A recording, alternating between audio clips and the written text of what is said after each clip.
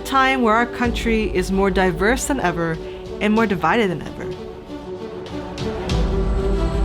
What is the gospel? This isn't just good news for us, it's good news for the world. And so when we care for the world, we care for issues that impact the world. When we study the Gospels, we learn about Jesus' favorite themes.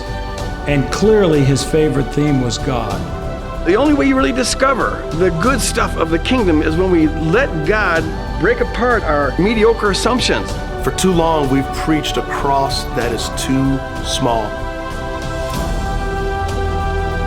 We want the Word of God to be proclaimed in a way that people can listen and be changed for His glory and the building of His kingdom.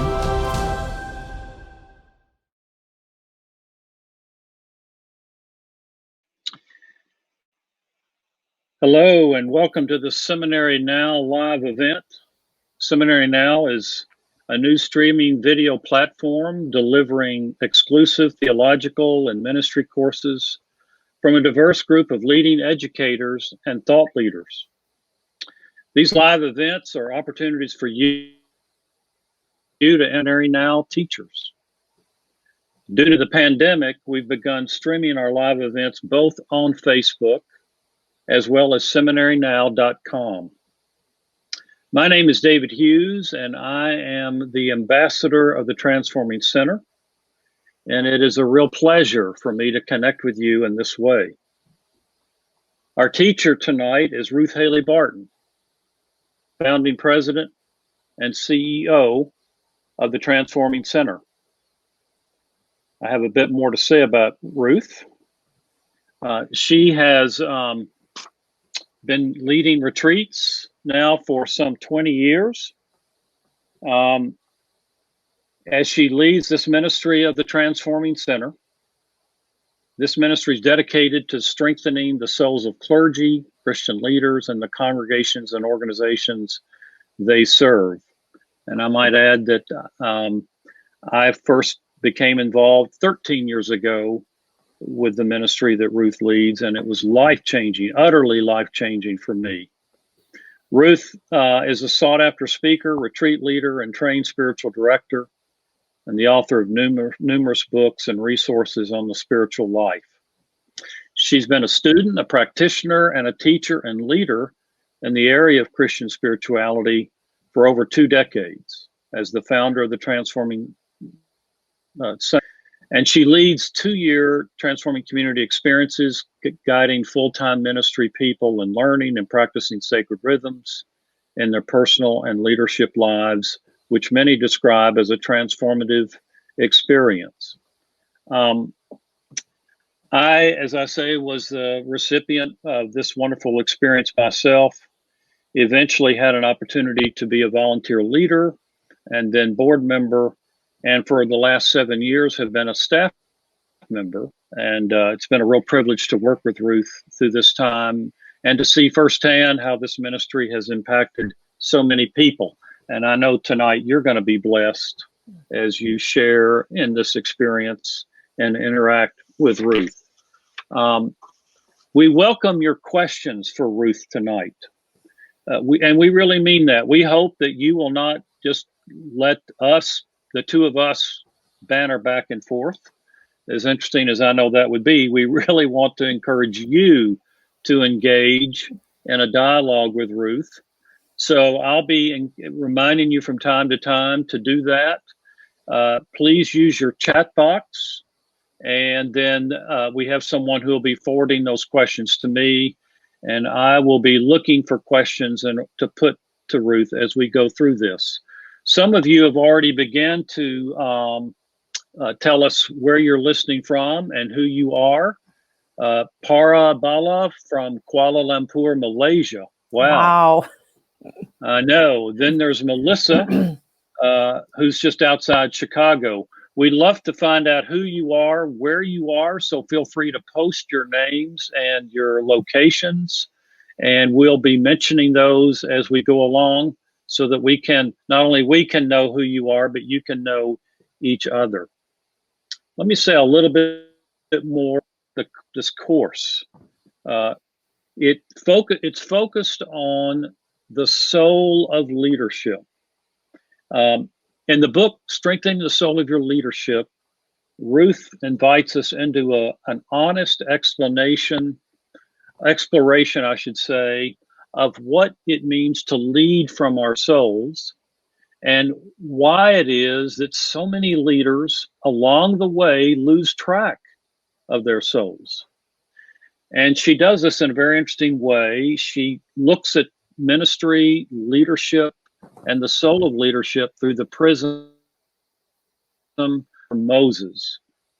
And along the way, we encounter themes like embarking on a leader's journey into silence, responding to the dynamics of calling, facing the loneliness of leadership. And if you've been in leadership long, you know something about that loneliness.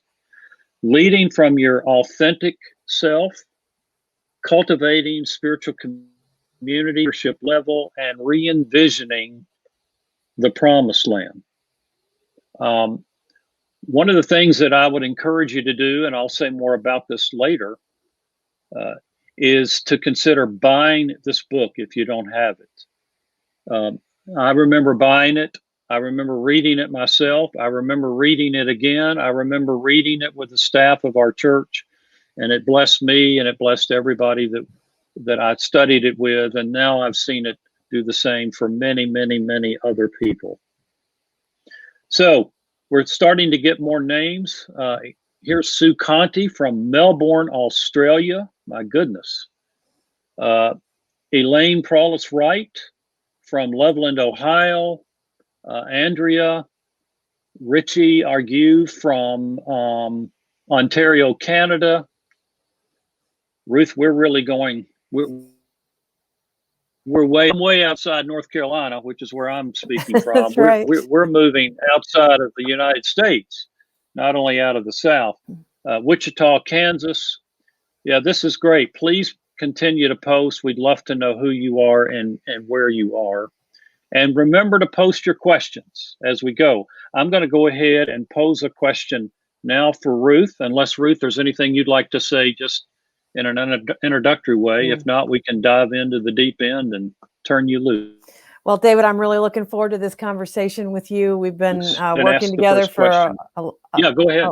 We've been working together for a long time, and so it's good to have a conversation in front of a bunch of our new friends, right? The people that we're going to meet tonight. And Amen. I just want to add my word of excitement about Seminary Now and this really very innovative approach that they're taking to seminary education, making it accessible and available to people beyond just those who can come to a classroom in a location. And so I hope that tonight's just a taste of that, and that some of you might decide to sort of take it on and do some of this learning, but do it in ways that are appropriate for us right now, especially given the pandemic that we're in. So I can't wait for the conversation. And David, lead us on with the first question. So it might be helpful, Ruth, for folks to hear what led you to write this book in the first place. Yeah, wow. Well, I think it had to do with my own need to figure leadership out. I have led in all sorts of different places and ways over the last number of years. And eventually you get to a place in leadership where all your youthful ideals just sort of get shot to where, and you have to make sense. Yes, I do. Yes, you do. You have to make sense of some of the things that you experience in leadership, and you feel called, and you know that God has brought you to the place where you are, and yet at the same time, it's the hardest thing you've ever done. And there are definitely points along the way as well where you get to the end of what you know how to do. You get to the end of your own answers, the end of your own human wisdom.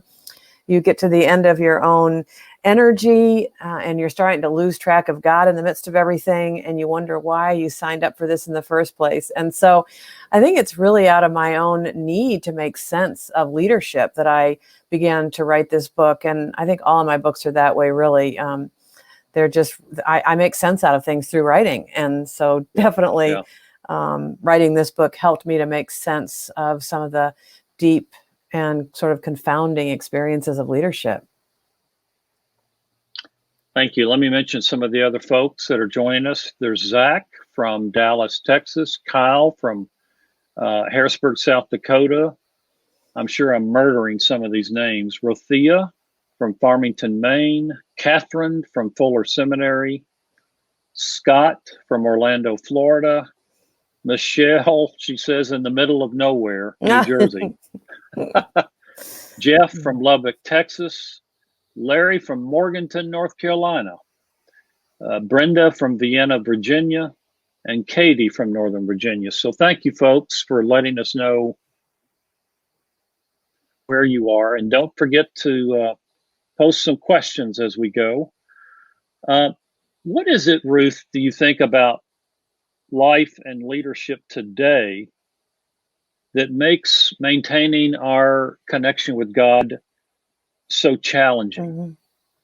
It just seems to be harder than ever. It is harder than ever. And before I get to the very, very current situation that we find ourselves in, one of the things that comes to mind in response to that question is the fact that over time, I think our culture has become generally more complicated to lead in. And I remember, I'm a pastor's kid, and I remember when my own dad was a pastor and watching his life, and it was a whole lot simpler back then, I must say. His job was, pretty straightforward. He would preach on Sundays. He would give a Bible study on Wednesday nights. He would do weddings and funerals. He'd meet with the elders every so often. He'd do pastoral visitation. And it was just clear. And it was rather simple in that way. But our culture over the last 30 or 40 years has gotten very complicated as it has to do with ministry and church leadership. And in fact, with the emergence of the contemporary seeker model church, all of a sudden a pastor is supposed to be very intelligent about production and programming and cultural relevancy and big campaigns to build big buildings and all sorts of things like that. And all of a sudden, there's all this complexity that's gotten layered on the pastoral job and the pastoral responsibility, which, by the way, was enough as it was. Like what I just described about my dad's life in leadership, that was plenty. But then now all these other layers, and almost a success-oriented drivenness, I think, even because of the way technology and things like that have made it possible for us to see what everybody else is doing. There's a sense of competitiveness now. And am I doing as well as somebody else? Am I as profound as somebody else? Am I drawing the same kinds of crowds as somebody else? And now all of a sudden, these impulses towards success and notoriety, which used to be reserved for business and more secular pursuits, now that kind of mentality has actually found its way into the church. And so now pastors and ministry leaders are wrestling with those kinds of dynamics, even within the spiritual call to do life in ministry. So that is one of the things I want to mention very generally right now, is that many of those, what I might even call secular motivations, are now informing us within the church's life. And it's very hard to come against that. And it's actually hard to talk about it too. Wouldn't you agree, David? It's hard to acknowledge those sorts of darker realities. I'm a case in point. I remember well one week when I preached on prayer on Sunday. Mm-hmm. I got through the sermon, and I realized Sunday afternoon that I had never stopped to pray that entire week. Yes, as I was to prepare to preach on prayer, because of all the things you just said. Yeah, I was pulled in 1,000 directions. And never, it was a very sad and dark moment for me when I realized that I had lost my connection with God, at least that week. Yes. And, I think because we all have our own egos too, we wouldn't be able to be hooked by the dynamics in the culture if we didn't have our own egos that could get hooked. And so, it's tempting to think profound thoughts and figure out how to be profound about prayer rather than actually engaging in prayer. And I think that many Christian leaders are shocked to find that they're being driven by these ego dynamics rather than still engaging an intimate relationship with God. And for that reason, they're very, very dry on the inside. So thanks for acknowledging that, because what is most personal is most universal. Is there something about, amen. And is there something about 2020 that has made this even more challenging and difficult than it has been? Well, of course. I mean, 2020 has been a very difficult year, the most difficult year I've ever experienced in all my years. We have the pandemic, of course. And so pastors and ministry leaders are trying to do what they used to know how to do in all sorts of different ways. I know I'm involved in more meetings to try to figure out how to do what we do virtually and how to figure out how to do what we do meaningfully in the midst of the pandemic, that it's very exhausting. And then, of course, we have issues of racial unrest, and the issue of racial inequity and injustice is ever before us right now. And the church and Christians need to be looking at that issue. But it's a painful, painful issue to look at, and to look at our own complexity in all of it. Of course, we've been through, here in America, we've been through one of the most contentious election seasons we've ever experienced, and it's not even quite over yet. In the sense that there's, still ridiculous debates about who won and whether that candidate really did win. And we here in America are really suffering, I would say, with our political situation. Yes. And it's just hard to know how to respond to it in a godly way. And so there are more stresses and strains. And then, of course, the economy is falling apart because of the pandemic. Even just in the last week, I've gone into towns that are just like wastelands, where there's no restaurants open, there's no stores open. You know that each one of those dark stores and dark restaurants means that somebody's economic life is being ruined, and that they probably can't even provide for themselves. And so there's just tragedy around our economics. And of course, all of us as humans now know a level of loss of life, loss of being able to accompany the elderly as they pass from this life to the next. Even right now in the holiday season, we're having to face holiday seasons without being able to plan to be with loved ones. And so there's an emptiness and a sense of loss. Parents who are trying to educate their young children, oversee their children's education in their houses during the day.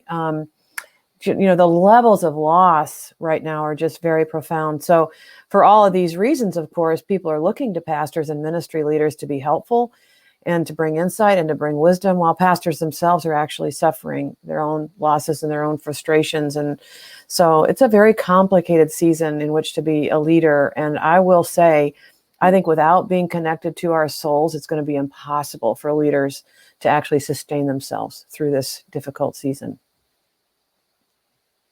Could you say more about how you understand the soul, since that's so critical to this book, and why it is so important?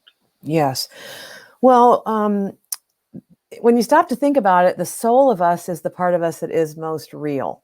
The soul of us is not some soft, amorphous, ill-defined sort of thing, but biblically and theologically, the soul is the part of us that is most real. It's the part of us that exists before we were brought forth in physical form. It's the part of us that will exist after our bodies go into the ground. It's the part of us that exists and is real beyond any role that we play, beyond any relationship that we've allowed to define us, more real than our successes and our failures. And in fact, when I asked my own teacher, Dr. Bob Mulholland, who is deceased now, at one point I asked him his definition of the soul. And he said, well, that's simple. It is the place where God is present to us. Isn't that beautiful? The soul is the place where God is present to us. Romans 8 talks about the fact that God's Spirit witnesses with our spirits about things that are true, like the fact that we're children of God, and from that place we cry out to God in the most intimate way.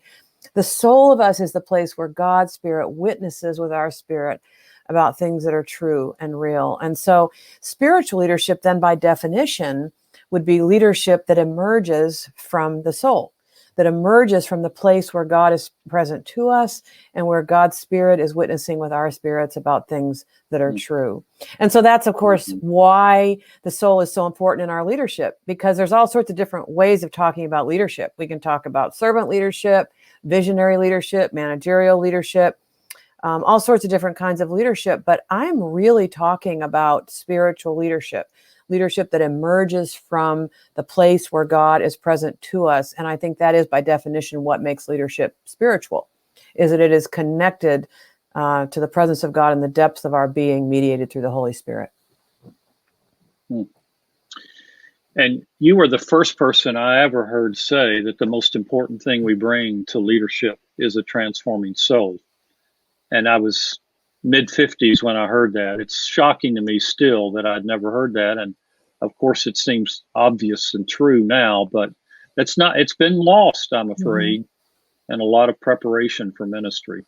Well, another thing that's true, David, too, is that the culture has sort of co-opted the term soul, right? I mean, Yes, right. soul and spirituality. And so I think Christian people have just sort of let that term go for themselves rather than continuing to hold on to that term as being something that's biblically and theologically deep and sound, and not letting the culture just co-opt the word. We need to continue to claim that term and to claim what we understand about the biblical and theological and spiritual significance of the soul, And so I think that's part of it too. I think we sort of distance ourselves when we think that the culture has taken it over. Well, I'm always about reclaiming the language that belongs to us as Christians, and the soul, the language of soul. Jesus said, it's possible to gain the whole world but lose your own soul.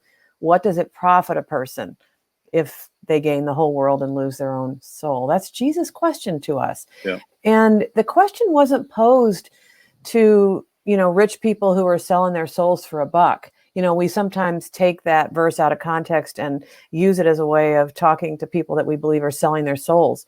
But the truth is, those words were addressed to Jesus' disciples, the future leaders of the church. Right.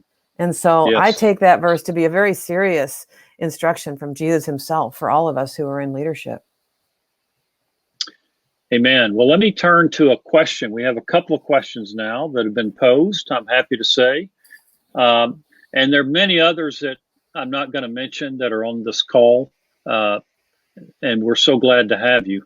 This one's a little bit off the subject, but I know it's very important to you and your heart and soul, Ruth. Strengthen the soul of your leadership several years ago and follow you and your podcast regularly. Love you.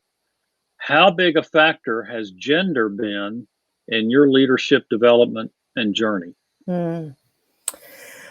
Well, that's quite a big question. I could answer it a couple different ways. Let me begin historically and say that it was actually my struggle with the way that the church often teaches about gender and teaches that there are limits to what women can do in ministry. As I mentioned, my dad was a pastor, and he pastored in very conservative churches. And I was always wired for ministry. All I ever dreamed of was being a pastor like my dad. But of course, I was living in a very fundamentalist environment where that wasn't considered to be allowable. And so as I began to grow up into my Christianity and into my life in leadership in my early 30s, I just could not any longer suppress how I really felt about the way the church treated women.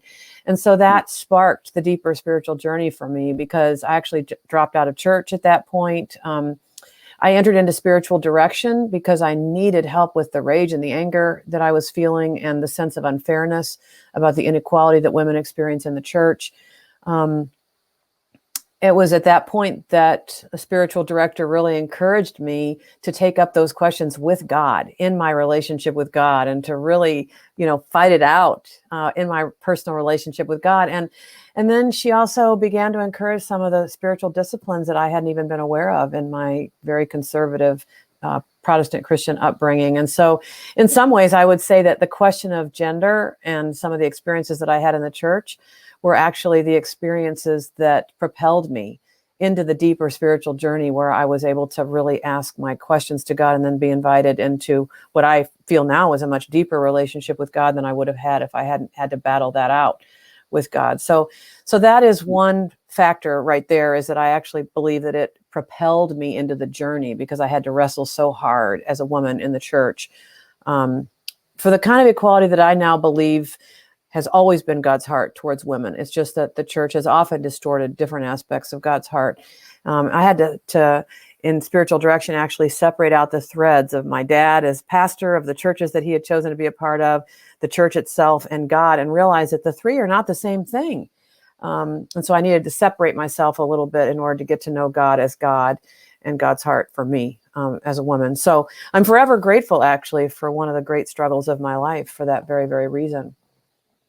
And just to tie back to the book a moment, you make a great point about how Moses' background and Moses' struggle and even Moses' anger over injustice ultimately shaped him, and God took that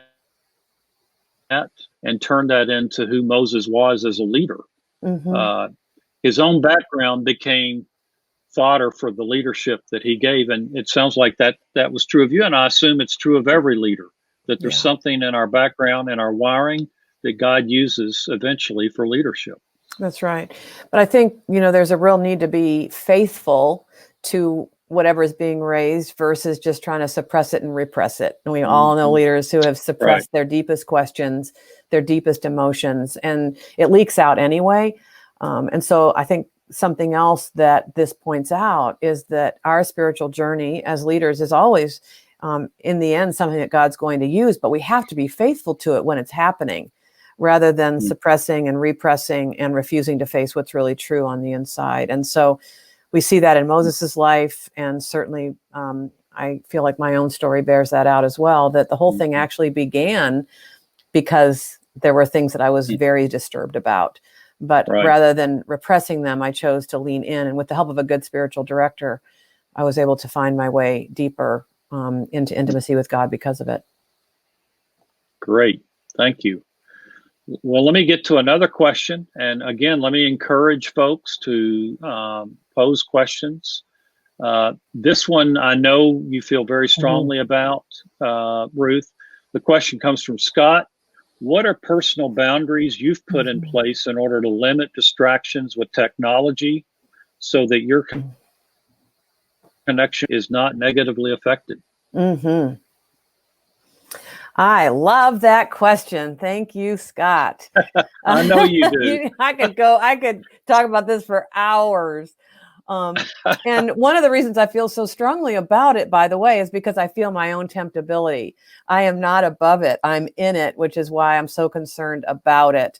And I'm very, very concerned about distraction and also attention span. I think that because of technology, our attention spans are becoming diminished. And I notice it in myself. I mean, I'm an avid reader and writer, but some days I find myself struggling to even be able to finish a longer journal article because I'm so used to sound bites and, text messages and things like that. But I've thought long and hard, and I work really hard on my boundaries around technology. So I'll just jump into the middle and just say a few things that come to mind. And if anyone wants to follow up with more questions on this, please do, because this is a really, really important topic.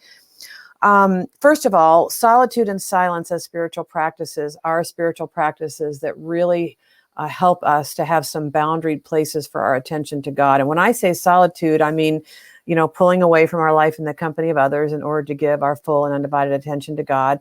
And then silence deepens the practice of solitude because, at least for a part of our solitude, we withdraw not only from our life with others, but also from our addiction to noise, to words, and to activity. And so one of the boundaries that I draw is that I have time in every day where I am separated from my technologies. And that means my phone's not in the room with me. My email's not up. I don't have computer access, but I leave all my technologies outside the room for some time that's set apart for God and God alone. I think the way that we use our cell phones is one of the things that I've seen really deteriorate our ability to be with God and God alone. I've been doing this for so long, it's embarrassing to admit it, but I've been doing this for so long that when I first started leading retreats, there was no such thing as a cell phone. And I'm just, I'm dating myself, and I know we just have to say it. I just have to own it. So when I first started practicing solitude and silence, I remember, especially when I was guiding other people into it, that, there was just the payphone down the hall. There was nothing more. And, then eventually it was just some really important people like doctors and lawyers who might have a pager. Then eventually some of them would have a phone that was big as a brick, but still nobody used it the way we were using it right now. It had to be a real emergency for one of those phones to ring. Then people started, bringing their cell phones, and I had to start doing a little teaching at the beginning of a retreat to invite people to either put their cell phones in a basket or give it to me and let me babysit it while we're on retreat together. And then, of course, eventually people could start bringing their computers anywhere. So then I started seeing computers show up, during times of solitude and silence. So we really now need to think carefully about every piece of technology that we let into our lives and really consider what will be the impact of this technology on my ability to focus, on my attention span, on my spiritual practices of solitude and silence, on my life together with other people. I'm extremely concerned about how our technologies are affecting our life with others, because now it's very routine for someone to have their phone right there while you're talking to someone. And if it rings, they pick it up while you're talking to each other. I mean, it's crazy that this could even be happening, but it's happening. What used to be considered rude is now considered routine, right? And so now we pick up our phones, and we do the same thing with God. We might be practicing solitude and silence, but we have our phone right there. So if somebody more important calls, somebody more important than God, I can pick up my phone. So there is a lot for us to reflect on. I think the appearance of these iWatches or Apple Watches. See, I don't even have one, so I don't even know what to call them. It's crazy to me that now we can actually have our phones ring on our bodies, and that when emails come through, we can actually see it on our wrist, on our bodies. We really do need to give some thought. So I don't have an Apple Watch. I never will, because I don't want that kind of access. I don't want the world to have that kind of access to me. I always have time, as much as possible, every day, to be disconnected from my technology. I also think how we begin and end our days is really important. So if you could have a technology-free zone up until a certain time of the day in the morning, 8 or 9 o'clock, so that time can be spent not only being present to God, but also preparing yourself spiritually for the day. And then also to have some boundaries around our work at night. So to have a real time, 5:36, when you literally turn your technology off and you don't come back to it again until the next morning. I think these are very important practices, because without real boundaries around our technologies, we can actually be on our technologies all the time and never give God our full and undivided attention, let alone give our loved ones our full and undivided attention. So I think these are all very real concerns, and that we need to be giving really significant thought to how we're allowing these things into our lives. And I've even heard you pose the option of a technology-free Sabbath day. Yeah. One 24-hour period when you're completely off. Right. I mean, I think that's actually biblical. So it's more than a proposal. I think it's an instruction. I've heard it said that a Sabbath is not a lifestyle suggestion. It's actually a real instruction from God. And so the way we set up our technologies determine how we can be connected or not on the Sabbath. Because if you've got your email coming into your phone, then you can't even have your phone with you. So some limits around that. The only people that I really want to be connected with on my Sabbath are my family. And so that's really pretty much the only people that can get through to me on the Sabbath. But of course, I've made sure not to have email on my phone for that very reason, because I need my phone to be more for my private use than that. So there are some really important matters for us to think about. Yeah, this, as you guys can tell, this question has struck a nerve with Ruth, and I've heard her speak about it many times. Here's a similar question. How do you balance using social media for ministry, posting inspirational quotes, thoughts, prayers, and so forth, without being sucked into wasting time on a personal level? Well, some of that, I think, depends on your resources. I have also, I'm not on Facebook. I've never been on Facebook. The Transforming Center is on Facebook. Transforming Center is on Instagram. The Transforming Center is on Twitter, and we have someone to manage that. I am not involved in managing that. And that is really important to me. It's the only way I can think of to keep any headspace for my own writing, for my own thinking, for my own prayer life. I know that that's not necessarily everyone's option, but if you're a pastor out there listening, then there's every possibility that you could actually set things up that way, where what's happening ministry-wise through those kinds of mediums are done on a professional level with a professional that you've engaged to do that for you, so that your own personal life and personal time are not taken up with that. Now, that's a very personal choice. It's a personal choice that I've made. And sometimes people will say, even some of my really good friends, well, if you were on Facebook, you would know this or that, and they're actually offended a little bit. But then the same person will say later on, you're so lucky you're not on Facebook. So, That's right. I have to keep going way down deep inside and say, what is most important to me? And I'm telling you, my own private headspace, my ability to write books as opposed to sound bites, my ability to lead people in the way that I lead them is really dependent on the fact that I make sure that I'm not always distracted. And so it's worth it to me. I miss things because I'm not on Facebook. I know I do. But if the friend is a real friend, they'll call me and tell me what's going on in their life. I shouldn't have to be on Facebook to find out what's happening in the lives of my loved ones. And yeah, sometimes I've had that fear of missing out because people will know things that I don't know. But I go down deep inside again and I say, it's worth it. It's worth it not to be distracted at that level and to be always on my technologies trying to put profound stuff out there, and to leave that to someone else to do. Yeah.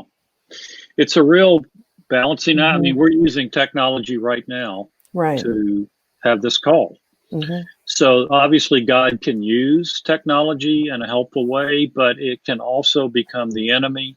The seduction of it is never ending in my experience. So I think you do a good job of helping us see both sides and living in a balance. Yeah. Well, let me say one more. Our souls. And let me say one other thing about that. Technology is not bad. It's neutral. And David, you're leading us to state that clearly, that technology is not bad or good. It is neutral. It's how we choose to use it and how we choose to let it in that makes it good or bad in our own lives. The other thing that I think is really important to be able to pay attention to right now is to pay attention to what's going on in terms of our inner dynamics and what gets sort of riled up in our inner dynamics, and to notice that. So there's a book out there that actually, and I wish I could remember the title, but I can't. I apologize. But it actually connects the different kinds of technologies that we use with different kinds of personality disorder. Like narcissism and all that sort of thing. And it can actually help you to see what your own unhealthy patterns are relative to what specific kind of social media that you use. And I think Facebook is kind of connected with narcissism, actually. Isn't that terrible? It's terrible and true. Because, through our technologies, we can keep our own press going all the time through Facebook, And so I think even to pay attention to our own inner lives, what causes me to feel jealous? What causes me to get all riled up at the level of ego? What am I really trying to do by being out there on social media? Yeah, maybe I'm trying to minister, but also maybe there's a little ego in that too. And so like even during this time in the pandemic, at first I thought that in the pandemic, we were going to get some actual quiet and retreat. And I thought that maybe things would slow down. But then immediately I saw everybody trying to be the answer to everybody's issues. And so we're all trying to do stuff in, the best way. And some of that was ministry related. And I think some of it was our attempts to be the solution to everybody's problem. There was a certain sort of Messiah complex that got kicked into gear. And one of the things I wanted to say to pastors and leaders was, can we stop needing to be the answer for everything? Can you trust your people to God just a little bit and trust that they could find God even in this time when we can't come and be together? Maybe there'll be something good that will happen between your people and God if you're not always having to be in the middle of it all. I mean, tell me if I'm being too harsh, David. Really, you can tell me. No. I think it's right. It's right on. You've mentioned now several times, you've referred to the inner life that basically seem to say that if I gave my life to Christ, and if I read my Bible and went to church regularly and prayed regularly, and then heard God's call and became a pastor because of that, that was enough. I never heard anything about going down, getting therapy. Spiritual direction wasn't even a category then. You make a whole lot in Strength and Soul of Your Leadership about taking a dive inside. Why isn't just enough to be biblically literate, just enough to be godly, quote unquote? What is the deal about the deep dive inside? Mm-hmm. Well, one of the mantras of the Transforming Center is the best thing you bring to leadership is your own transforming self. And, David, you alluded to that. And that actually emerges from a systems understanding of life in our world, that what is most healthy and whole will, call others to health and wholeness, but what's broken and fragile and unproductive and unhealthy that's in us will also cause the people around us to devolve into that sort of behavior as well. But when a person is transforming, they affect the system that they're a part of without even saying anything. The system has to adjust to the health of this transforming person, just like the least common denominator can take us down into the lowest forms of functioning. That's just the way that we are as human beings. So for the leader to bring a transforming self, they are going to have a transforming impact on their system just by the fact that they are transforming. That's the good news. The bad news is that whatever is left unattended in our own lives is going to still be alive under there. Almost like a subterranean river that's flowing underneath your life that you're not aware of necessarily, but you're caught in patterns of behavior. And I believe that this is why the dysfunction of the leader often gets reproduced in their churches and in their organizations, because that's just the way systems work. And so for a pastor or a leader to continue their own psychological work and their own spiritual work to become healthier and more transforming persons will actually bring about health and transformation in their setting. What is left unattended will also bring about unhealth and unproductivity and dysfunction in the system. And so I just cannot bang the drum loud enough to say that the most important thing we bring to our leadership is our own transforming self, and that what is left untransformed can have a devastating effect on the people that we're trying to lead. And I think that's part of what's going on, even in the last couple of years, where we've just had these tragic and devastating revelations about what our leaders have been doing behind the scenes, and oftentimes it can be attributed to things under the surface of their lives that they have refused to deal with. And it's tragic that those things happen because a leader hasn't done what you just named, and that is to go down deep and to see where those patterns come from and to allow God's transforming work into those places. And sometimes we really do need some good therapy. I think that spiritual formation and therapy go together hand in hand in terms of our transformation as leaders. And in fact, I'd suggest that a leader always has a spiritual director and a therapist, always, as a part of the support for their life in leadership. Great. You make a whole lot encounter with God. It's a genuine encounter with God that is so critical to spiritual leadership. People sense it, people know it, people follow it. One of the questions that's been posed, this one comes from Dwayne, is what are the signals that we are becoming more present to God and God is becoming more present to us? Mm-hmm. That's a great question. First of all, love. Okay. Love is the outcome of our spiritual lives. And so when we are able to be given over to love, we're able to receive love, we're able to give love, we're able to be given over to love in any moment. That is a sign that we are becoming more present to God and that God is becoming more present to us. Another characteristic would be trust, that we're becoming more trustful of God, that we're no longer trusting our own human programs for health and happiness and affection and approval and all of that, but that we are trusting God more with the outcomes of our lives, which means that we are freer. We are free to be given over to God for as long as God calls us to be in his service, but then we're also able to let go when God calls us to let go. We're able to name and to know our own false self patterns and make a different choice. A choice for love, a choice for God, a choice to trust God with our very selves and the outcomes of our lives. The ability to trust God with outcomes, the ability to show up and do our best in God, and then to leave the outcomes up to God. There's a tremendous freedom in someone who is present to God and who has experienced God being present to them. Because there's a confidence that's a bedrock of their being that doesn't have anything to do with external outcomes. We are free to get to do our best, to give our best, and to leave the outcomes to God. So that freedom from the bondage to our false self patterns is a characteristic of someone who is more present to God and God is present to them. I think also peace.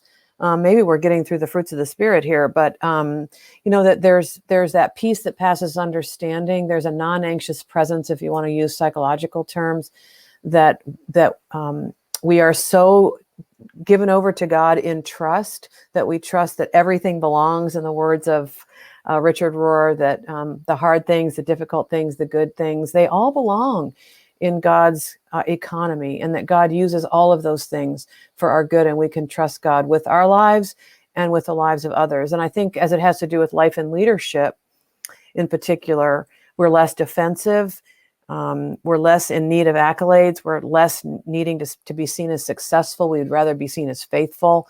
We're able to be present to more and carry more because God is carrying us. And so there's a basic underlying peace that person is exhibiting in their lives. We might be able to be more free with ourselves in terms of laughing at ourselves, when we make a mistake, rather than taking ourselves too seriously. All of those things are characteristics of someone who is becoming more present to God in the depths of their being, and God is present to them. And then I will mention one more, and that is that we're able to be discerning. We're able to discern what God's up to in any given moment, and we're willing to give ourselves to what God is up to rather than continuing to force our own agenda. So I think a life where God is present is one where we are discerning what God's doing rather than always pushing our own agendas forward. I hope those are some helpful categories. That's very helpful. Before we leave this subject of presence, one of the things you talk about in the course and in the book is just the discipline of paying attention. Mm-hmm. And you even use that term in reference to Moses and the burning bush. Could you talk about why is paying attention so important?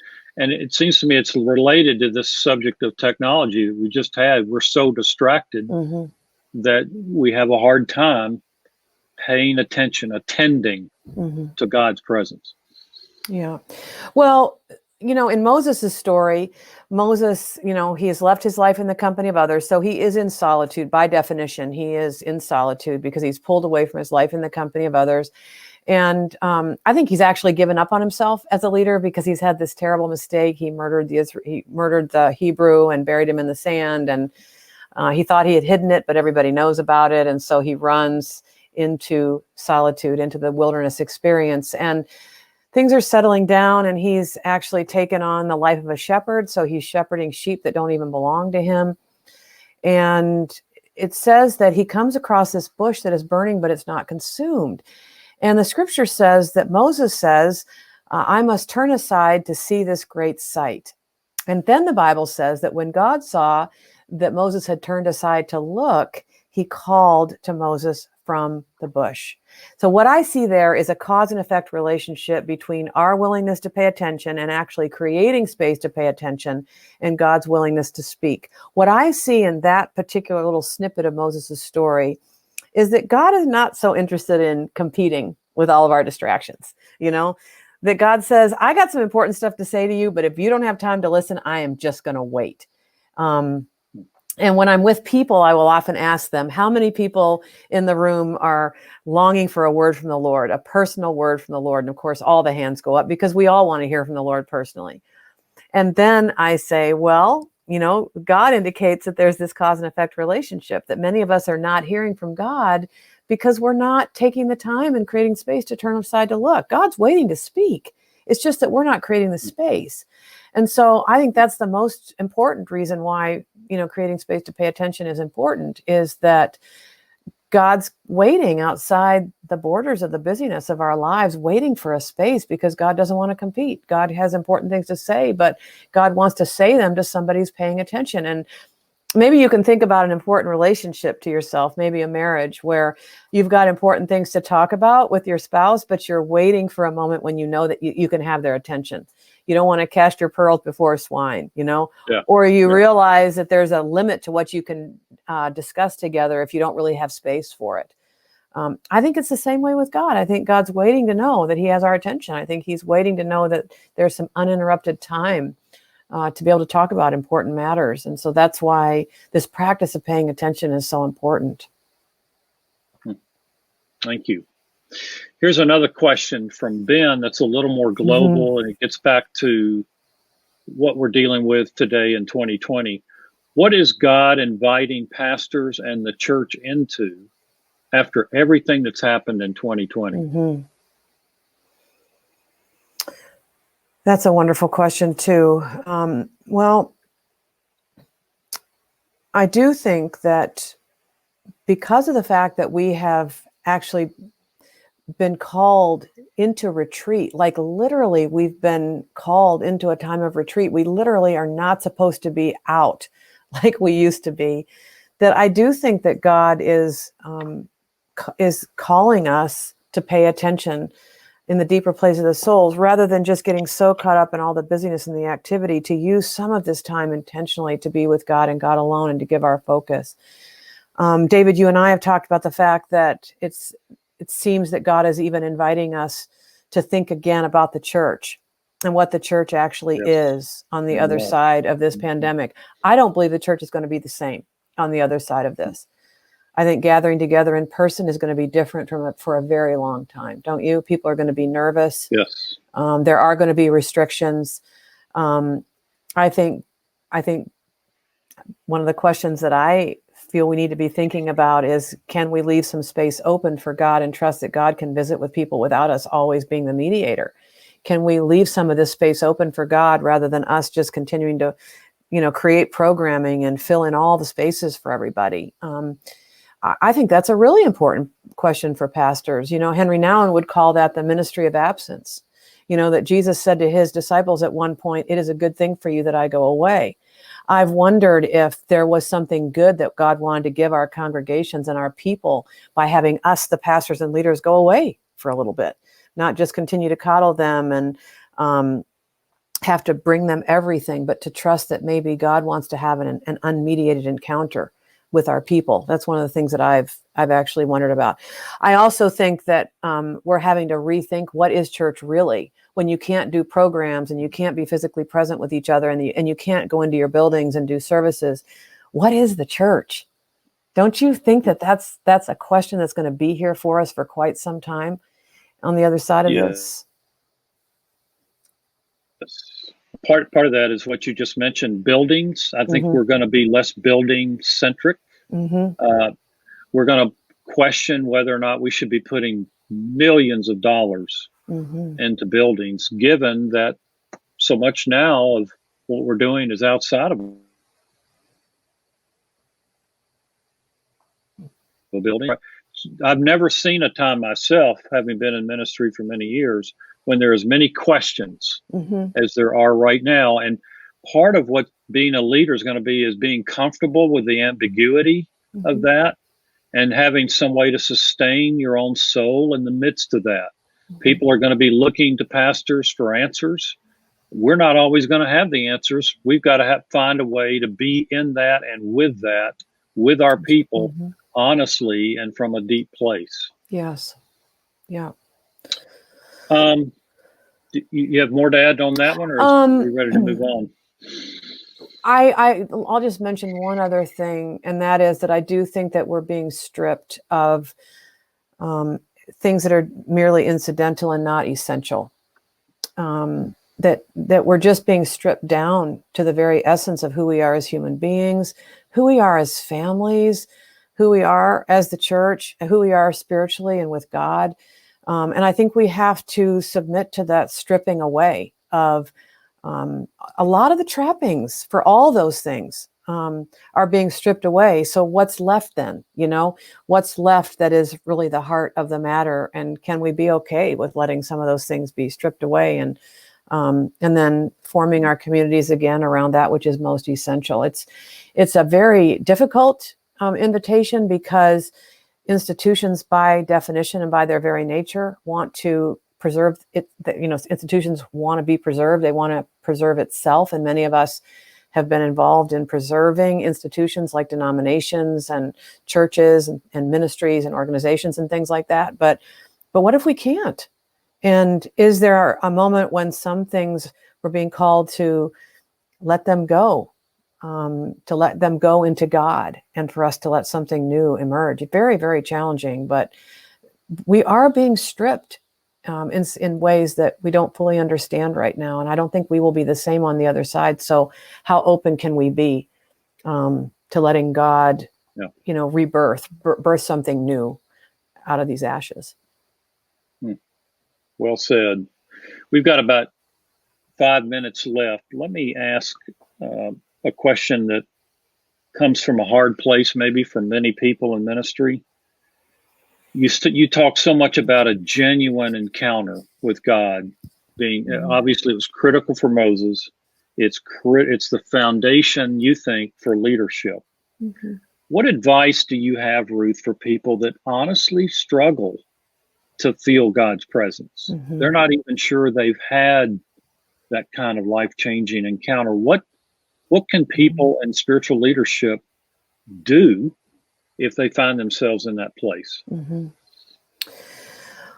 Oh, I feel the depth of that question and the pain of it. And of course, there's precedent for beautiful spiritual leaders to go through times of tremendous darkness and dryness. I think of Mother Teresa and the fact that she cried out to Jesus for a feeling of intimacy, and didn't have it for the last 20 years of her life.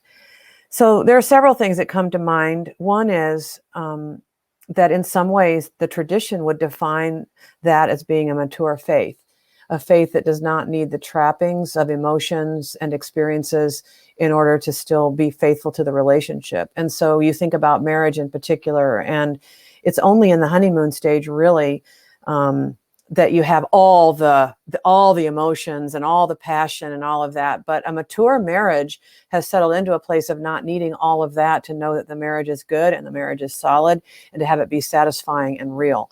And so in some ways, I would say that that can be an expression of mature faith. And, in the tradition, in the Christian tradition, especially in the writings of the writer of the Cloud of Unknowing, there comes a time in the spiritual life when God goes behind the cloud intentionally so that our faith can deepen, so that the relationship can become more mature and not be so dependent on bells and whistles and experiences and ecstatic experiences and things like that. Now, that's a hard word. It's a hard word to give, and yet that is a part of our tradition.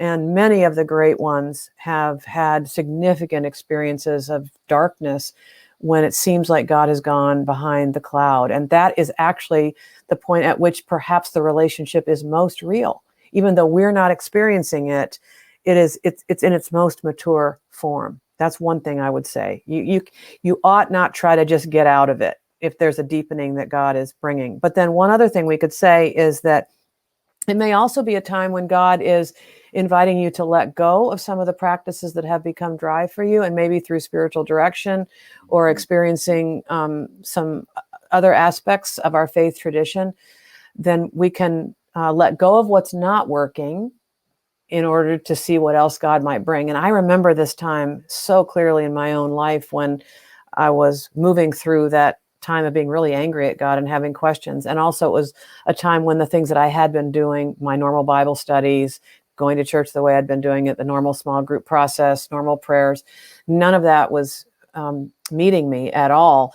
And I was so surprised and so pleased that my spiritual director actually suggested I let go of all of it, because the desire for God was there. And that's the thing that matters, is that the desire for God was still strong, but there was dryness in all of my practices. And so she suggested that I let go of everything that wasn't working.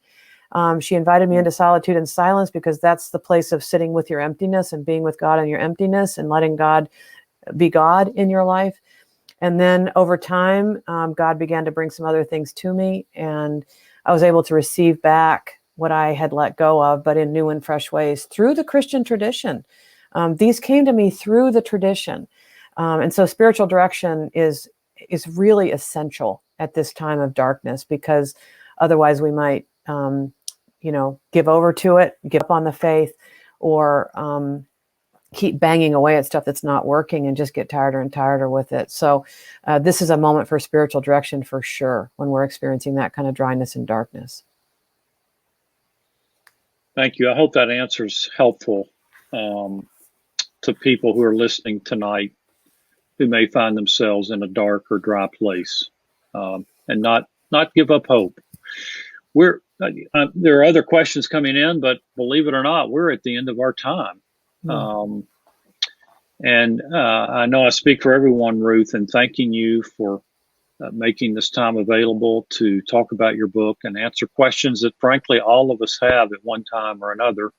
Let me see if there's something you'd like to offer as a way of wrapping us up before I make a couple of concluding remarks. Yeah, and I do hope that some of you might consider joining the course, because with 12 sessions we can do so much more with some of these topics than I could do in an hour.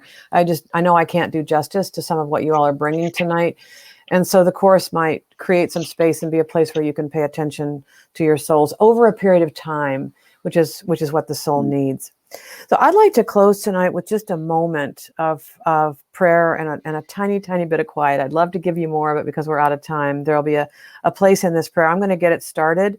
And then there'll be a place where I leave some silence. You'll notice where that is. And then I will conclude the prayer before David brings the whole webinar to a close.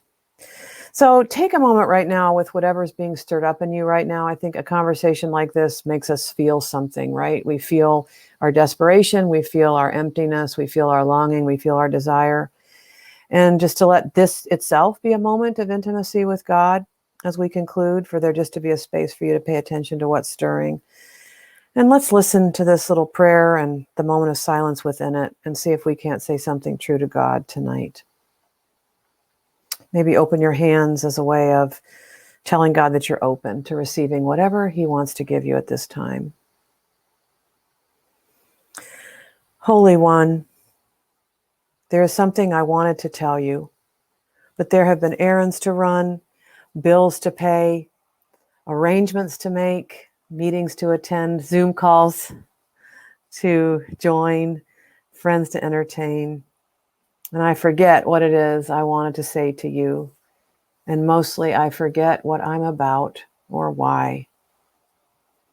Oh God, don't forget me, please, for the sake of Jesus Christ. Eternal One, there is something I wanted to tell you, but my mind races with worrying and watching, with weighing and planning, with rutted slights and pothole grievances, with leaky dreams and leaky plumbing and leaky relationships I keep trying to plug up. And my attention is preoccupied with loneliness, with doubt, and with things I covet. And I forget what it is I wanted to say to you and how to say it honestly, or how to do much of anything. Oh God, don't forget me, please, for the sake of Jesus Christ. Almighty One, there's something I wanted to ask you, but I stumble along the edge of a nameless rage, haunted by 100 floating fears, and I forget what the real question is that I wanted to ask. And I forget to listen anyway, because you seem unreal and far away. And I forget what it is I have forgotten. Oh God, don't forget me, please, for the sake of Jesus Christ. Holy One, there is something I wanted to tell you.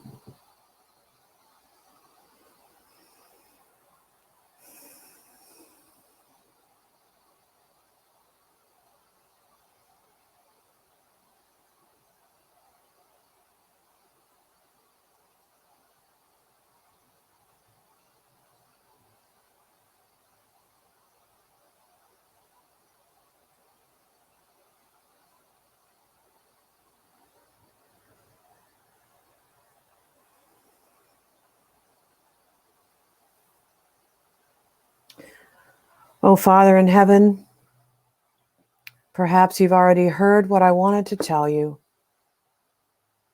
What I wanted to ask is, forgive me, heal me, increase my courage, please. Renew in me a little of love and faith and a sense of confidence and a vision of what it might mean to live as though you were real, even in these dark days. A vision of what it means to live as though I mattered and everyone was sister and brother. What I wanted to ask in my blundering way is, don't give up on me. Don't become too sad about me, but laugh with me and try again with me. And I will with you too. What I wanted to ask is for peace enough to want and work for more, for joy enough to share, and for awareness that is keen enough to sense your presence here, now, there, then, always. Amen.